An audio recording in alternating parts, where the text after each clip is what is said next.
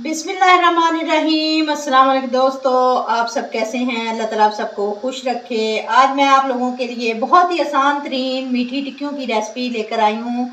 हम किस तरह क्रिस्पी किया जाता है, कौन सी स्पेशल बातें हैं जो आपको पता होनी चाहिए ताकि आपकी रेसिपी ऐसी परफेक्ट बने। इसके लिए आपने वीडियो को एंड तक देखना है, क्योंकि वीडियो के एंड पर ही इसकी असल चीज़ है।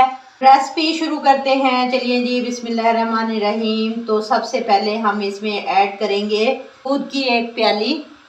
आपके पास कप हो या प्याली या कोई कटोरी वगैरह हो तो इसी से सब चीज़ों की मेजरमेंट करिएगा। वैसे कोई चीज़ कम या ज़्यादा भी हो जाए तो इतना मसला नहीं होता। अब इसमें ऐड करेंगे घी 3 टेबलस्पून। इसके बाद ऐड करेंगे चीनी 1 प्याली। चीनी को मैंने पीस लिया था। अगर आप ज़्यादा मीठा पसंद करते हैं तो ज़्यादा भी चीनी डाल सकते हैं। मैं कम यूज़ करती हूँ, इसलिए मैं 1 प्याली ही ऐड करूँगी। इसको हम अच्छे तरीके से मिक्स कर लेंगे ताकि चीनी दूध में मिक्स हो जाए, ज़्यादा मेहनत ना करनी पड़े। चीनी को पहले मिक्स कर लें ताकि फ्लेवर हर चीज़ में बराबर आए। अब हमने क्या करना है, हमने मैदा ऐड कर देना है 2.5 प्याली। मैदे को छानकर इस्तेमाल करें। सूजी 1/2 प्याली ऐड कर दूंगी। इन चीज़ों को मिक्स कर लेना है अच्छे तरीके से।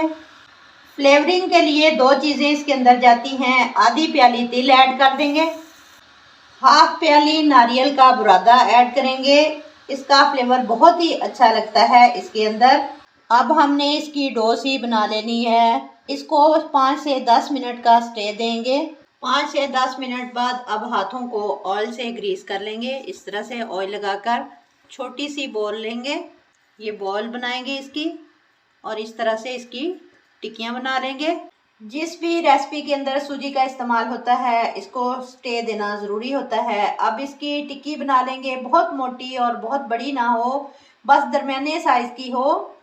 ऑयल को गर्म होने के लिए रख दिया था कढ़ाई के अंदर। अब इस ऑयल के अंदर डाल देंगे। फ्लेम को लो रखेंगे, फ्लेम को हाई नहीं करना, नहीं तो ऊपर से जल जाएंगी और अंदर से कच्ची रह जाएंगी। तकरीबन 8 से 10 मिनट आराम से ले लेती हैं। लो फ्लेम पर रखेंगे, इसका मॉइस्चर जल्दी ड्राई होगा और अंदर से क्रिस्पी बनेगी, अंदर तक अच्छे से कुक होंगी। इसको तोड़ेंगे तो बिस्किट की तरह टूटेगी इंशाल्लाह ताला। अच्छे से पलटते जाएंगे ताकि अच्छे से दोनों साइडों पर कलर आ जाए।